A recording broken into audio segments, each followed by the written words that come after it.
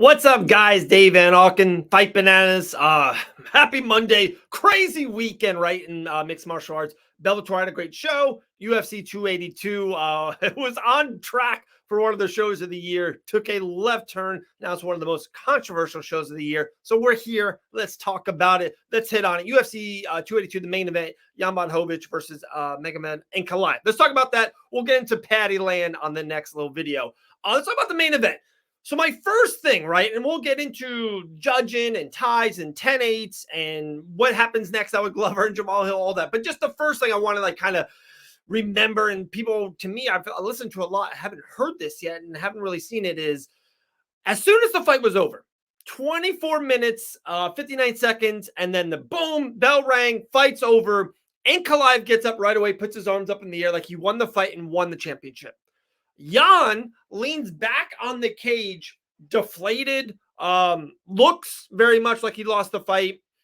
You can tell by how he talked about it. Felt like he did lose the fight.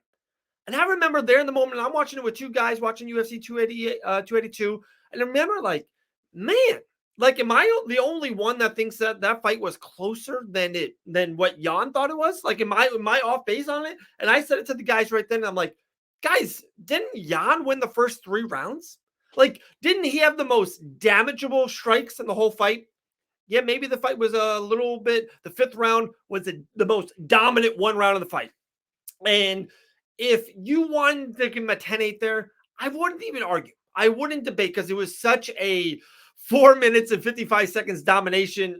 Jan with a weird even slip. It would look like, in a weird way, it looked like he was broke going into the 5th. It looks like he was so dominant in the 4th round, like he couldn't get up, frustrated, that he was almost out of the fight. And I know that you can argue that that was the most, a 10-8 round.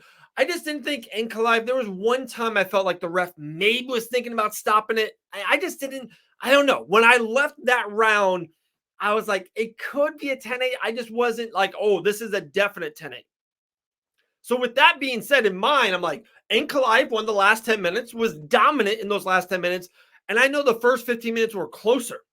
I mean, Ankalaev was definitely striking back. That straight left was nice.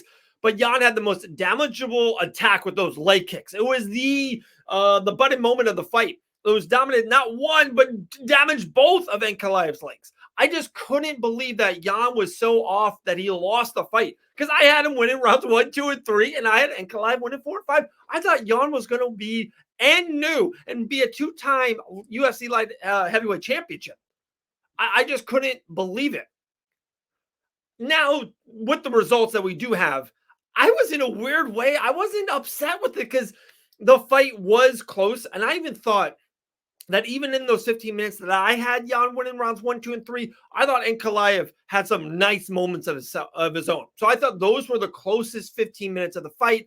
Yeah, I leaned Jan almost in every 3 those rounds. And we'll get into that kind of how, although Patty and Gordon were really good in rounds 1 and 2, maybe I leaned Gordon on it, right? But they were good rounds, and both guys had nice moments in those rounds. So, but with that being said, Ankalaev was so dominant in the last 2. I'm like, man, I just thought the fight was very hard to judge, very hard to grade. And just to be honest, it was just one of those, it was going to be a new champion. It just didn't feel like this guy was deserving to be the world champion, especially Glover sitting front row. It was just like, God, it just didn't feel right. So it felt in a weird way. I like the draw. I know no one loves the draw, and no one loves to see it in the main event. It's the last paper of the year. The card was great, and I understand that, and I get it.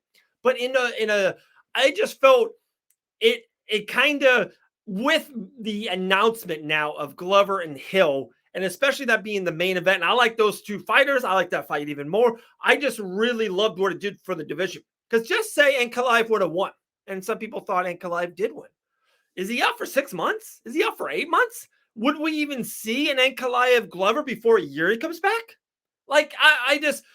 It's weird how it worked out. I know people don't love to pay $75 to see a draw. I get it. That's why we love the NFL and the playoffs. And it's so in the postseason, it comes to the last second and overtime. You got to see winners. In the World Cup, I understand. People like to see the kickoffs, right? I get it. Penalty kicks. Let's go. We want to see a winner.